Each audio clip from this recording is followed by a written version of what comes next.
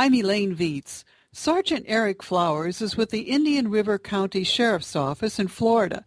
Indian River County is best known for its grapefruit and the rich tourist town of Vero Beach. Sounds like Mayberry with suntan oil. Today he's going to tell us what really goes on in a sleepy resort area where he's been the lead case agent on major operations. Stories of sex, drugs, and wiretapping on today's Dead End Job Show. I'm Elaine Viets. I'm talking with Sergeant Eric Flowers of Indian River County Sheriff's Office on today's Dead End Job Show. Sergeant Flowers, how would you describe Indian River County? Where is it in Florida? Is it as rich as it seems?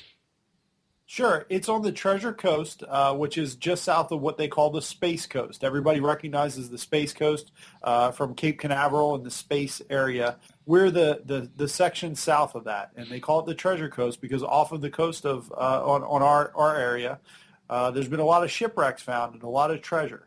And so that's sort of the area we're at. We've got a large elder population, and we've also got a large population of folks who reside here for part of the year. They're seasonal residents, live on the beach side, a lot of them. It's a different area. It's different than the rest of Florida. So what kind of crimes do you see there? Is there crime when you've got a large elder population and a lot of snowbirds?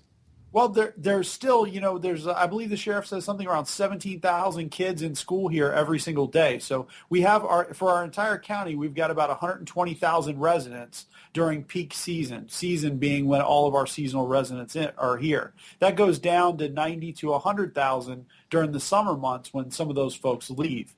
So it's a variety of residents. It's not just elder, but it is a majority elder population. So we do see a variety of crimes. We do see our auto burglaries and our residential burglaries like any other area. But then we do have occasionally a couple homicides a year and some other interesting things that happen. Well, you were the lead case agent on something called Operation Pill Street Blues. Can you tell us about that? Absolutely. That was a case that originated from a pill mill, as people refer to it, or a pain clinic opening right here in Indian River County.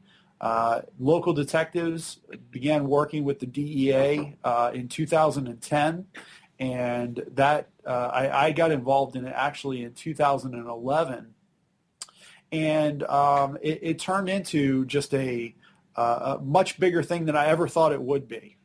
We started out with one pain clinic, and before I knew it, we had 8 pain clinics around the state of Florida, Daytona, Miami, Gainesville, Pensacola, Sarasota, and there was one more out there. I don't remember exactly where it was, but we were investigating all of them because they were all tied together.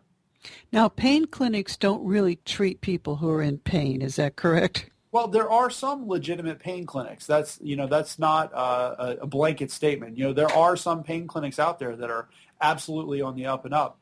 But these particular fellas that were here, they were, they were seeing just a ridiculous number of patients every single day. By ridiculous number, you mean 50, 100? Sure. We were out watching in the parking lot. We were watching how many people. We were looking at patient logs. We were talking to various informants, and they were seeing with one doctor about 60 people a day. Now, I talked to another doctor, a legitimate doctor in our area, who happens to work on the SWAT team with Indian River County Sheriff's Office, and he told me that he would see maybe at most 15 patients a day. Now, wiretapping. Sure. On TV, we see the FBI guy, and he's sitting in the van, and he's wearing these clunky headphones. Is that what wiretapping's like? Boy, that's not even close. It's closer to what you have at your house. We use regular Windows computers. It's specialized software that we purchase.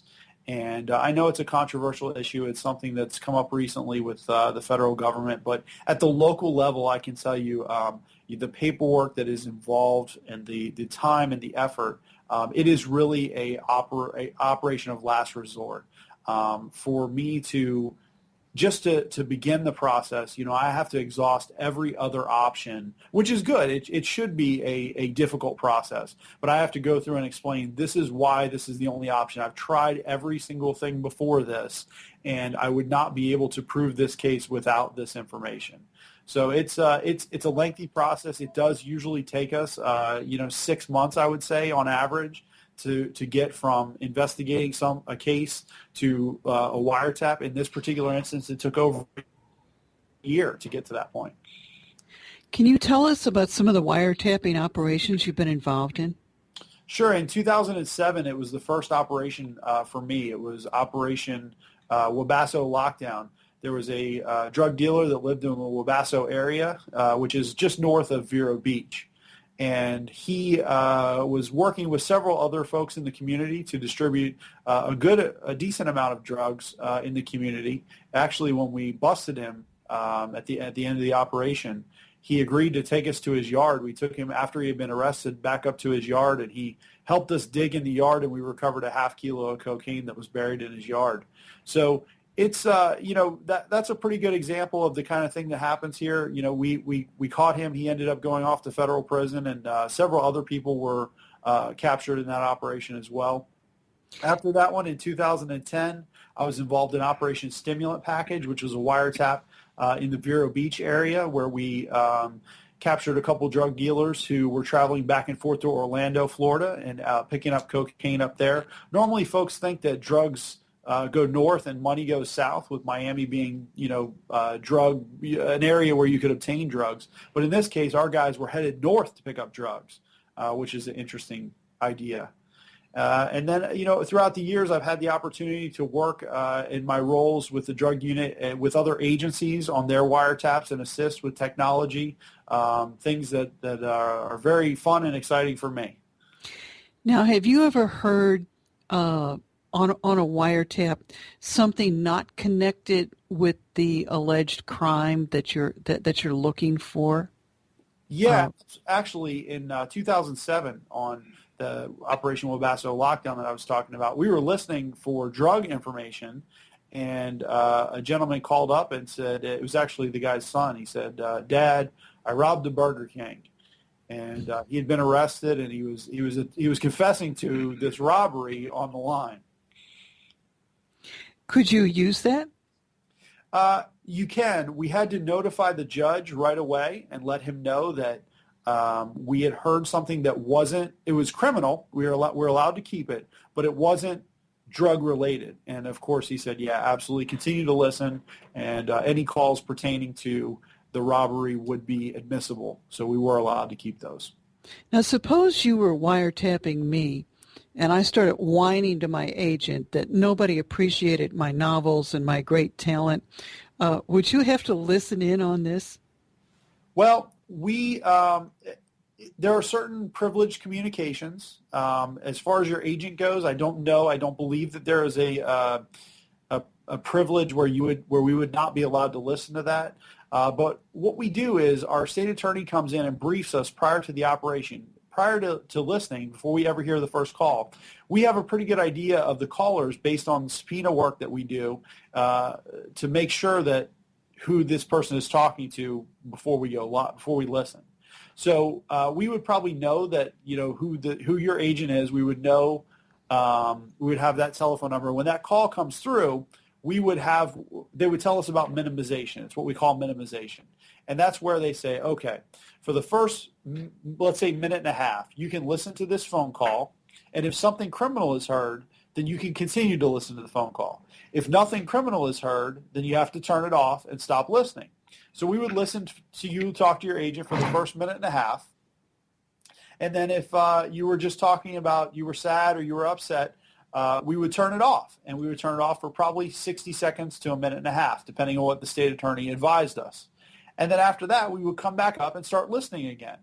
And if at that point you had finished talking about whatever you were talking about and you had started talking about your illegal activity, whatever it is we believed you were doing, then we would continue to record that conversation. But if we didn't, then we would stop listening to that, and we would wait another minute to a minute and a half and then come back up and do that until the call ended.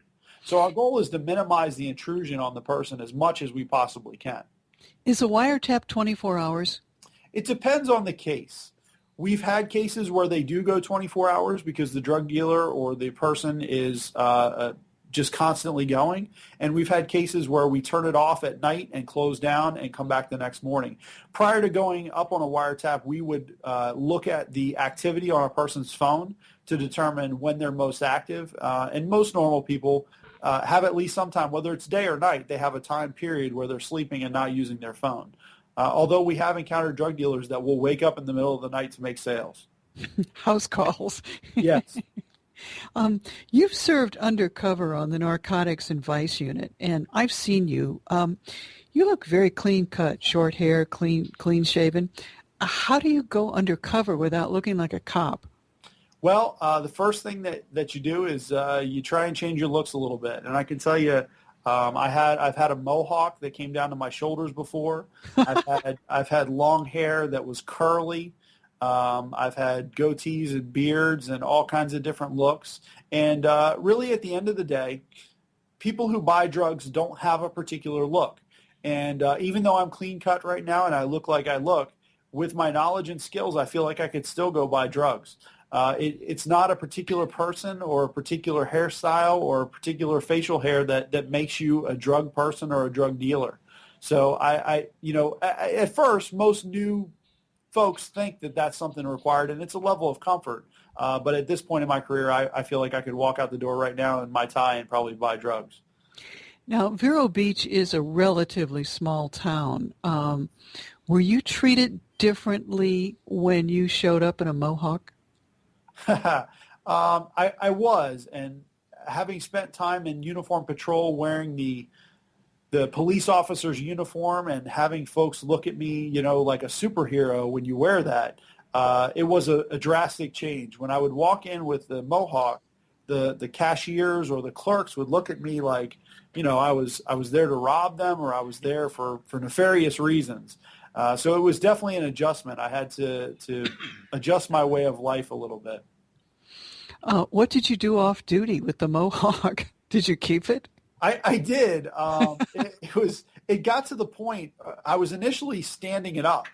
It's just a long waft of hair, and I was standing it up initially, but it got to the point of where I couldn't stand it up. I was so excited. I was heading down to Key West for a trip, and my plan was to stand this huge mohawk up, walk down the street on Key West, and I got there, and my gel wasn't strong enough to stand it up. It was too heavy. So that's when I shaved my head, and then I grew it out to just long curly hair when I got frustrated because I couldn't put it up anymore. Now, I like to watch the detective shows on TV, and I read, and I also write crime novels. What are some of the major things that are wrong in fiction? A lot of the crime scene processing is fluffed, I guess I would say. I can tell you that when we go out to crime scenes, we will hold a homicide scene for 3 or 4 days to process it. And you'll see these scenes on television or in books, and the folks will show up, they grab whatever evidence they need, and then they leave. And that's just not the norm. When we have something like that, our detectives are so meticulous. They will go out with specialized tape and process the entire couch for fibers. And they will process. It may take us, a day or two to make our way into the deceased body. We had a case a while ago where a gentleman was found out west of town. It's relatively rural west, but he was out in the dirt. And one of the concerns was, they had seen him from a distance, this body laying out in this area of dirt, was that we would lose some evidence in there by moving up. So they worked in circles, concentric circles, until they made their way. And I recall that entire day, everybody kept saying, well, do we know who it is yet? Do we know who it is? And it took at least 8 hours for them to get to the body. Wow. Yeah. That's not your half-hour TV show. No, not at all. And that the person was face down, and so all we knew was that it was a male.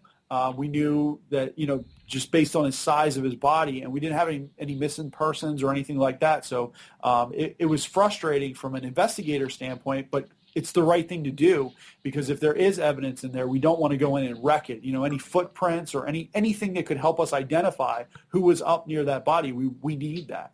Did you find anything when you did that 8-hour walk? They did process some footprints, some tire marks, and it turned out that particular case eventually got turned over to the Florida Highway Patrol. It ended up being somewhat of a traffic accident.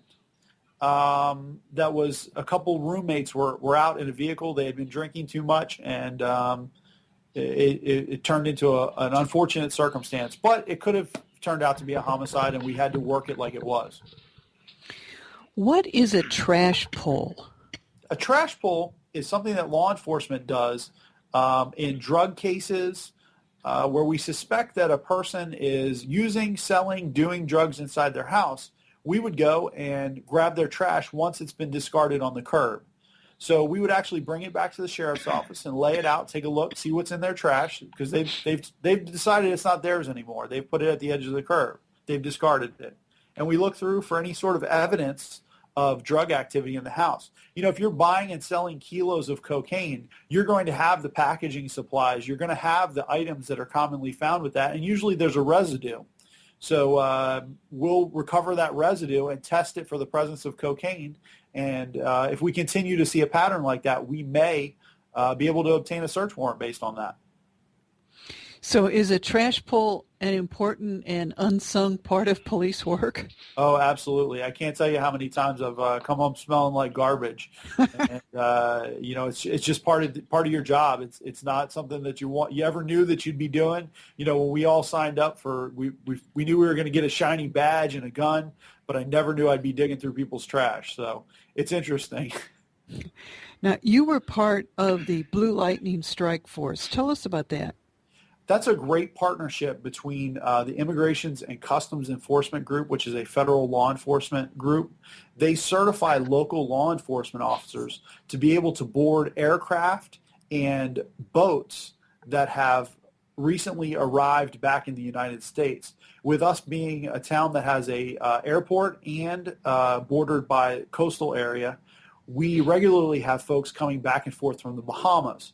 So if something suspicious happens, the Coast Guard or Immigrations and Customs may be further away than we are. We're always in town.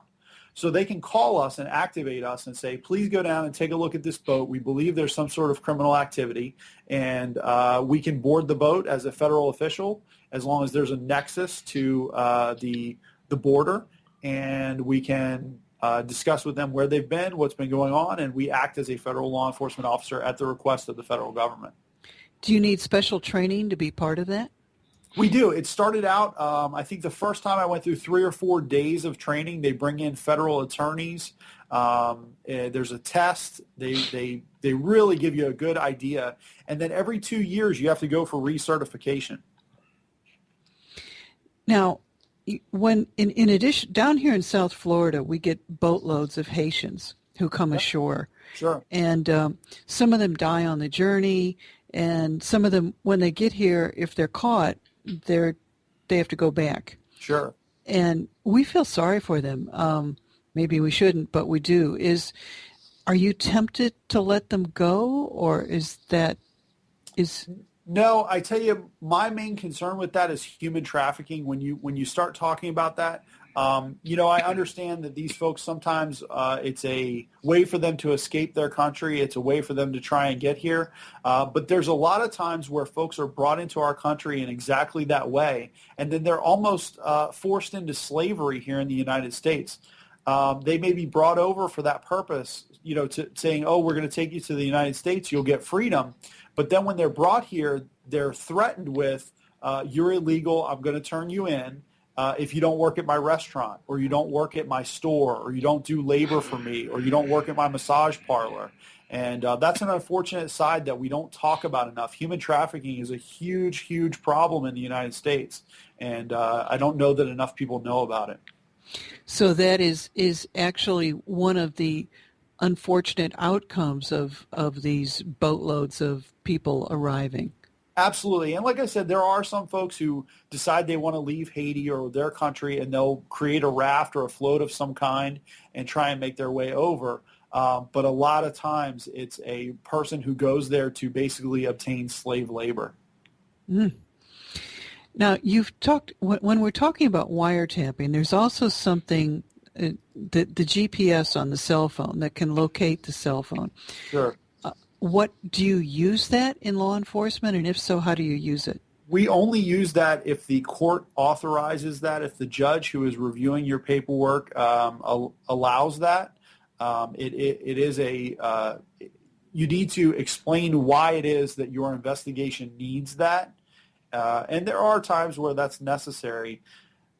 On occasion, there will be a drug dealer who has either been caught before and is savvy of some police technology and some police, the way we follow folks.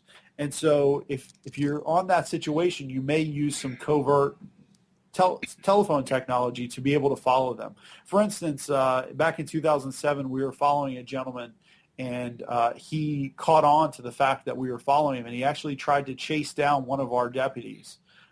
He was chasing him in the vehicle, and that just becomes dangerous. So we don't want to compromise our investigation. We don't want to compromise any of our officers. And so if necessary, we may resort to some GPS tracking. Have you used the GPS to track someone who was not a criminal? No, absolutely not. No, the GPS tracking, that's the only way you could get it is through probable cause. And I can tell you we've also used it for sex offenders. We've used it to show where people were at the time during homicides. It's a useful tool, and it's one of those things where we definitely don't want to abuse it, because when we need it, we really need it. There are sex offenders and predators living in the community, and there are times where we need to see where they are at, if they are going by schools, if they are going by playgrounds. And that's an important way for us to be able to do that at times. What if one of the older people in town gets lost? I mean, seriously lost, not just on a road they're not familiar with. Sure. Do you use the GPS to find them? Dispatch will do that. It's usually not a criminal investigations function, but dispatch does have the ability to ping a cell phone, is what it's called. It's not an ongoing surveillance of them. It's a one-time deal where they'll be able to tell us where they're at, and we will go recover them. Now, back to the wiretapping, the National Security Agency, it coordinates with local. Does it really coordinate with local law enforcement? Sometimes the impression we get from the news is that the NSA does whatever it wants. I can tell you from my perspective, the NSA, I've never had contact with the NSA. They may contact the FBI, who we talk to, but I've never, in my capacity, had any contact with the NSA. Knowing what you know as a member of law enforcement, are you afraid to let your family out of the house? You would think that, but no. I actually just moved my parents to Vero Beach, Florida, and they're really enjoying it. And I think we've got a great community here. We've got a lot of very philanthropic folks who really care about our community, and we continue to grow and prosper. And you hear a lot of the campaign speeches locally. People will continue to say, "Keep Vero, Vero," and that's such a true thing, because we are different. We're a different area, and no, I'm not scared to go out at all. Definitely not. Okay. Well, you're currently in college now. What's next for you? Well, I'm working on my PhD in public affairs, and I'd like to think that probably my wife and I would have a child at some point and take a little break from school. But maybe later in life I'll go back and get an MBA. I've always wanted to do that. Now, we've got about 2 minutes left. The Indian River County Sheriff's Office website has an amazing amount of public information. Can you quickly tell us some of the things on this website? Absolutely. At the top right corner, there's a gold box. And in that gold box are our 3 most used features. We spent the last year looking at what people use on our website, and we really dialed it in so that we could get those features available to them. You can look at every arrest. You can look at least since 2005. You can look at the arrest affidavit, which is the story of the arrest, in the public records section, and you can look up warrants. So if we have somebody living in the community and they think they might have a warrant, they can actually, essentially, it's a Google search of themselves in our records to see if they have a warrant. And it's just a great program. We're very proud of our website, and it just continues to get better. Give us the website address. IRC Sheriff, SHERIFF.org. It's ircsheriff.org. And that stands for Indian River County Sheriff's Office. Thank you, Sergeant Eric Flowers of the Indian River County Sheriff's Office in Vero Beach, Florida. I'm Elaine Viets, and you're listening to the Dead End Job Show.